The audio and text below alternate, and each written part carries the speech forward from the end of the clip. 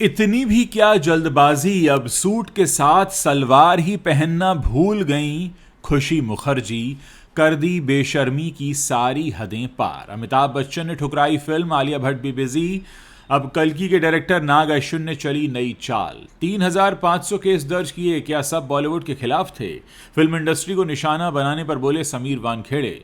दिलजीत के बाद वरुण धवन का नो एंट्री 2 से एग्जिट। आपको बताएंगे आखिर क्यों एक एक करके सब छोड़ रहे हैं फिल्म। शाहरुख और अक्षय साथ साथ, जब किंग खान ने खिलाड़ी को लगाया गले, देखते रह गए करण जौहर, वायरल हो गया वीडियो। 25 साल बाद मिला फिल्म फेयर अवार्ड, इमोशनल हुए अभिषेक। पिता अमिताभ और बेटी आराध्या को बताया अपना हीरो। हमारे बच्चों को नहीं मिला नेपोटिज्म का फायदा, इनसाइडर आउटसाइडर की बहस में कूदे बॉबी देओल। खबरों में आगे बताएंगे आपको, सलमान खान ने बिग बॉस 19 में अमाल मलिक संग पक्षपात के आरोपों पर दी सफाई। कहा सब कुछ ऑन एयर नहीं होता। काजोल ने बीमार होते हुए भी मानी शाहरुख खान की रिक्वेस्ट। अवार्ड शो में रिक्रिएट किए आइकनिक मोमेंट्स और घर में भी सेफ नहीं हूं। संगीता बिजलानी ने मांगा गन का लाइसेंस। फार्म हाउस में रॉबरी से सहम गई हैं संगीता। नमस्कार दोस्तों, आप देखना शुरू कर चुके हैं बॉलीवुड टॉप 10 हेडलाइंस। तो चलिए अब इन्हीं खबरों को आपके सामने हम विस्तार से रखते हैं।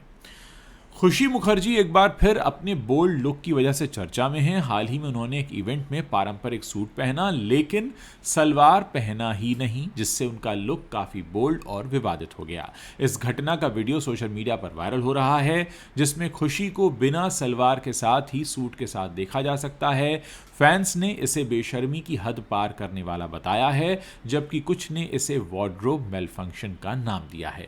खुशी मुखर्जी स्प्लिट्सविला की पूर्व कॉन्टेस्टेंट हैं और अक्सर अपने बोल्ड फोटोज और वीडियोस से सुर्खियां बटोरती रहती हैं। इस घटना ने वार्डरोब मेलफंक्शन पर एक बार फिर से नई बहस छेड़ दी है, जहां कुछ लोग इसे जानबूझकर किया गया स्टंट बताते हैं। वैसे ये पहली बार नहीं है जब अपने बोल्ड ड्रेसिंग स्टाइल की वजह से खुशी मुखर्जी विवादों के केंद्र में हो। इससे पहले भी कई बार खुशी पैप्स के सामने ऐसे ही अटपटे कपड़ों में स्पॉट होती रही हैं। फिल्म कल्कि 2898 एडी के निर्देशक नाग अश्विन लंबे वक्त से एक हल्की फुल्की फिल्म बनाने का प्लान कर रहे थे। ये फिल्म एक पिता और बेटी के इर्द गिर्द होने वाली थी, पर अब नाग ये फिल्म नहीं बनाएंगे। ऐसा इसलिए हुआ क्योंकि पहले आलिया भट्ट के बिजी शेड्यूल के चलते मेकर्स को दिक्कतों का सामना करना पड़ा। परेशानी यही नहीं थमी, जब पिता के रोल के लिए किसी सीनियर की तलाश शुरू हुई तो ये तलाश अधूरी ही रह गई। अमिताभ बच्चन ने भी स्क्रिप्ट सुनने के बाद काम करने से इसमें इनकार कर दिया। इसके बाद नाग अश्विन ने तमिल, तेलुगु और मलयालम सिनेमा के कई सीनियर एक्टर्स को फिल्म के लिए अप्रोच किया, लेकिन सभी ने इनकार कर दिया। कहा जा रहा है कि कई कलाकार इस रोल के लिए इसलिए हाँ नहीं कर रहे हैं क्योंकि फिल्म में बेटी के रोल पर फोकस कुछ ज़्यादा है। हर तरफ से निराशा मिलने के बाद अब नाग अश्विन ने इस प्रोजेक्ट से खुद को डायरेक्टर के तौर पर अलग कर लिया है, यानी अब वो इस फिल्म का डायरेक्शन नहीं करेंगे। हालांकि ये फिल्म बंद नहीं हुई है, उन्होंने इस फिल्म को बनाने की जिम्मेदारी अपने असिस्टेंट्स को दे दी है और वही इस फिल्म का निर्देशन करेंगे। पूर्व एनसीबी अधिकारी समीर वानखेड़े ने बॉलीवुड पर लगाए जा रहे आरोपों पर अब खुलकर बात की है। समीर वानखेड़े पर बॉलीवुड को टारगेट करने के आरोप लगते रहे हैं। उन्होंने कहा कि उन्होंने अपने करियर में 3,500 से ज्यादा केसेस दर्ज किए हैं, लेकिन क्या वो सभी बॉलीवुड के खिलाफ थे? समीर ने कहा कि यह गलत धारणा है कि वो बॉलीवुड को निशाना बना रहे हैं। ये बयान आर्यन खान की web series the bats of Bollywood में उनके ऊपर जो कैरिकेचर बनाया गया था, उनके द्वारा जो उस पर 2 करोड़ रुपए की मानहानि का याचिका उन्होंने दायर की है, उसके बाद उन पर लग रहा है कि ये कार्टून कैरिकेचर जो बनाया है मेरे ऊपर आधारित, ये गलत है। और समीर ने बताया कि उनके परिवार को पाकिस्तान, यूएई और बांग्लादेश से धमकी भरे मैसेज भी मिल रहे हैं जो उनकी पत्नी और बहन को प्रभावित कर रहे हैं। हालांकि अब दिल्ली हाईकोर्ट ने रेड चिलीज एंटरटेनमेंट को समन जारी किया है। समीर ने कहा कि यह केस व्यक्तिगत है और उनकी प्रतिष्ठा से जुड़ा है। उन्होंने जोर दिया कि उनका काम कानूनी था और बॉलीवुड को टारगेट करने का उनका कोई इरादा नहीं है। सलमान खान की सुपरहिट फिल्म के सीक्वल पर इस समय काम हो रहा है और ये फिल्म है नो एंट्री 2, लेकिन इस बार इसकी पूरी स्टार कास्ट बदल चुकी है। नए एक्टर्स के साथ बोनी कपूर और अनीस बज़मी फिल्म बना रहे हैं, लेकिन फिल्म का शूट शुरू होने से पहले ही एक्टर्स का एग्जिट होना शुरू हो गया है। काफी वक्त पहले ही जानकारी सामने आई थी कि दिलजीत दोसांझ इस फिल्म से बाहर हो गए हैं, लेकिन फिर बीच में कहा गया कि वो फिल्म का हिस्सा होंगे, पर आखिर में ये क्लियर हो गया कि दिलजीत इस पिक्चर में नहीं काम करेंगे। वहीं अब खबर आ रही है कि वरुण धवन भी फिल्म से बाहर हो गए हैं। वजह है डेट्स का क्लैश, क्योंकि वरुण की फिल्म भेड़िया 2 की शूटिंग के साथ तारीखें इसकी मैच नहीं हो रही हैं। दिलजीत ने क्रिएटिव डिफरेंसेस के कारण इसे छोड़ दिया था, लेकिन बोनी कपूर ने बताया यह है कि ये डेट इशू है। अर्जुन कपूर अभी भी फिल्म का हिस्सा हैं, लेकिन नए लीड एक्टर्स की तलाश चल रही है। गुजरात के अहमदाबाद शहर में हुई 70th film fair award ceremony में जहां शाहरुख खान ने इस फंक्शन को को-होस्ट किया, इस दौरान स्टेज पर एक एक करके कई स्टार्स आए और अपना अवार्ड लेते रहे। हालांकि इंटरनेट पर एक वीडियो काफ़ी वायरल हो रहा है जिसमें शाहरुख खान और अक्षय कुमार एक दूसरे से गले मिलते नजर आ रहे हैं। दरअसल शाहरुख खान के अलावा शो को करण जौहर और मनीष पॉल भी होस्ट कर रहे थे। इस दौरान अक्षय कुमार का परफॉर्मेंस दिन का हाईलाइट बना, जबकि शाहरुख खान की जवान के टाइटल ट्रैक पर ग्रैंड एंट्री भी हर किसी को पसंद आई। लेकिन दोनों के फैंस के लिए किंग और खिलाड़ी को साथ देखना ही एक बहुत बड़ी ट्रीट साबित हुआ। फिल्म फेयर के स्टेज पर जैसे ही शाहरुख खान और अक्षय कुमार एक साथ आए तो फैंस की खुशी का ठिकाना नहीं रहा, जो कि पिछले कुछ सालों में देखने को भी नहीं मिला है। अब सोशल मीडिया पर दोनों की तस्वीरें और वीडियोस काफ़ी वायरल हो रहे हैं। दरअसल दोनों का बॉलीवुड में अहम योगदान है, दोनों दिल्ली शहर से आते हैं लेकिन साथ में बहुत कम नजर आते हैं। हालांकि करण जौहर के सामने अक्षय कुमार और शाहरुख खान का रीयूनियन हुआ और फिर दोनों को गले लगते हुए करण जौहर भी उन्हें देख रहे थे स्टेज पर खड़े होकर। 11 अक्टूबर की शाम अभिषेक बच्चन के लिए बेहद खास रही। एक तरफ जहां उनके पिता अमिताभ बच्चन 83 साल के हुए, वहीं दूसरी तरफ उन्हें फिल्म फेयर अवार्ड्स इवेंट में बेस्ट एक्टर का खिताब मिला। यह पहला मौका था जब अभिषेक फिल्म फेयर में बेस्ट एक्टर का अवार्ड जीते, जिसे पाकर अभिषेक अपने इमोशंस रोक नहीं पाए। फिल्म फेयर अवार्ड सेरेमनी में अभिषेक ने अपना best actor award Kartik Aaryan के साथ शेयर किया। अभिषेक को अपनी film I want to talk के लिए सम्मान मिला है। अवार्ड लेने के बाद जब स्पीच की बारी आई तब अभिषेक उस पल थोड़े से थम गए। उन्होंने अवार्ड जीतने के बाद शब्द बोलने के लिए थोड़ी सी हिम्मत जुटाई क्योंकि वो काफी भावुक हो गए थे। उन्होंने स्पीच में कहा कि उन्होंने 25 सालों से इस पल की स्पीच की प्रैक्टिस की है लेकिन अब शब्द नहीं मिल रहे हैं। उन्होंने अवार्ड अपने पिता अमिताभ बच्चन और बेटी आराध्या को डेडिकेट कर दिया और उन्हें अपना हीरो बताया। मां जया बच्चन को उन्होंने गले लगाया और पत्नी ऐश्वर्या राय का भी जिक्र किया कि उन्होंने उन्हें हमेशा सपोर्ट किया है। वहीं कार्तिक आर्यन को भी चंदू चैंपियन के लिए बेस्ट एक्टर का अवार्ड दिया गया। हिंदी सिनेमा में अक्सर नेपोटिज्म को लेकर तीखी बहस छिड़ी रहती है। हर कोई ये मानता है कि अगर एक स्टार पर्दे पर हिट है तो उसका बेटा या बेटी बाद में जरूर हिट होगा। नेपो किड्स या स्टार किड्स से ही उम्मीद रखी जाती है कि वो अपने परिवार की तरह ही पॉपुलर बने।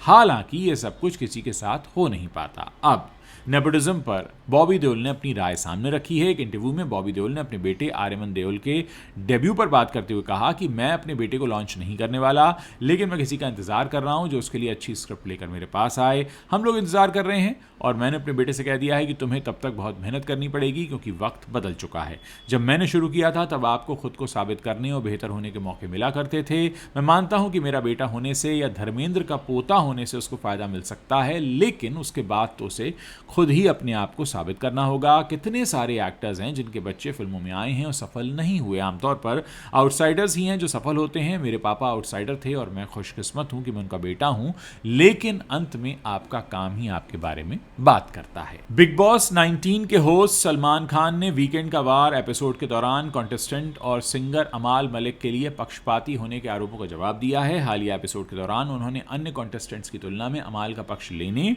और उनकी आलोचना न करने के बारे में खुलकर बात की है। रिपोर्ट्स के अनुसार पिछले हफ्ते बिग बॉस 19 वीकेंड का वार, इसमें दर्शकों के एक वर्ग ने महसूस किया कि सलमान खान ने अमाल मलिक को उनके किए गए कामों के लिए कोई डांट फटकार नहीं लगाई, जबकि वो गाली भी देते हैं और रूडली बात भी करते हैं। अब सलमान ने घर वालों से पूछा कि शो के दौरान उन्होंने सबसे ज़्यादा किसकी आलोचना की है। इस पर सभी ने जवाब दिया कि वो तो अमाल ही थे। फिर उन्होंने कहा, हाँ मैंने अमाल की सबसे ज़्यादा आलोचना की है, लेकिन हर बात तो ऑन एयर नहीं होती। मैंने उनसे जो कुछ कहा है वो निजी बातें हैं और वो मैं किसी और से नहीं कहूँगा। इसका मतलब ये नहीं है कि मैं उनके प्रति पक्षपाती हूँ। उन्होंने उन लोगों को भी आड़े हाथों लिया जिन्होंने उन पर अमाल और एक्ट्रेस कुनिका सदानंद के पक्ष में पक्षपात करने का आरोप लगाया था। उन्होंने कहा कि उनका मकसद सभी कॉन्टेस्टेंट्स का मार्गदर्शन करना है और सुधार करना है, ना कि उनका पक्ष लेना है। शाहरुख खान ने फिल्म फेयर अवार्ड्स 2025 के कार्यक्रम को होस्ट किया। इस दौरान काजोल और किंग खान अपनी फिल्म के गानों पर परफॉर्म करते दिखाई दिए। दोनों ने मिलकर 90 के दशक के रोमांस के जादू को स्टेज पर जिंदा करके दिखा दिया। दोनों की ये वीडियो सोशल मीडिया पर तेजी से वायरल हो रही है और इस जोड़ी को एक बार फिर से साथ में देखकर फैंस भी काफ़ी इमोशनल हैं। इस दौरान शाहरुख खान ने मंच पर खुलासा किया कि बीमारी से जूझने के बावजूद काजोल उनके अनुरोध पर स्पेशली अहमदाबाद आई हैं और मंच पर उनके साथ परफॉर्म करने के लिए तैयार हुई हैं। यह काजोल की काम के लिए कमिटमेंट और डेडिकेशन को दिखाता है। फिल्मी सितारों से सजी इस अवार्ड नाइट में शाहरुख और काजोल ने अपने हिट गानों तुझे देखा तो जाना सनम, सूरज हुआ मध्यम और ये लड़का है दीवाना पर डांस किया। वो फिल्म डीडीएलजे के आइकनिक पोज को भी स्टेज पर दोहराते दिखाई दिए। स्टेज पर शाहरुख और काजोल को होस्ट करण जौहर ने भी दौड़कर गले लगा लिया। सेलिब्रिटीज के घर में चोरी, फ्रॉड या उन पर हुए हमलों की खबरें अक्सर सुर्खियों में रहती हैं। अब इस लिस्ट में संगीता बिजलानी का नाम भी जुड़ गया है। हाल ही में उनके साथ हुई एक घटना के बाद उन्होंने अपनी सेफ्टी के लिए बंदूक के लाइसेंस के लिए अप्लाई किया है। ये खबर संगीता बिजलानी ने ये खबर सोशल मीडिया पर तेजी से वायरल हो रही है। संगीता बिजलानी ने बताया कि 18 जुलाई को उनके पुणे वाले फार्म हाउस में डकैती हुई, तोड़फोड़ हुई। संगीता ने बताया कि कुछ लोग उनके प्रॉपर्टी में घुस आए और उनके घर की चीज़ें जैसे फ्रिज, टीवी और फर्नीचर तोड़ने लगे। उन लोगों ने उनकी दीवारों पर अश्लील तस्वीरें भी बना दी। पुलिस के मुताबिक उन लोगों ने 50,000 रुपए कैश और एक टीवी भी चुरा लिया। हालांकि हादसा जिस वक्त हुआ उस वक्त घर में कोई मौजूद नहीं था। इस हादसे के 3 महीने बाद संगीता ने इस मामले की जांच में हो रही ढिलाई के बारे में बात की है। उन्होंने कहा कि वो अब खुद को अपने घर में सेफ फील नहीं करती हैं। मैं आपको याद दिला दूं कि इस साल की शुरुआत में सैफ अली खान के घर में भी एक हमलावर घुसा था और उसने उन पर हमला किया था और चोरी करने की कोशिश की थी, बाकायदा पैसे मांग रहा था। तो दोस्तों, ये हैं वो 10 बड़ी खबरें जो बॉलीवुड की इस वक्त टॉप 10 हेडलाइंस बनी हुई हैं। अगर आपको वीडियो पसंद आ रहा है तो इसे अपने दोस्तों के साथ शेयर करना मत भूलिएगा।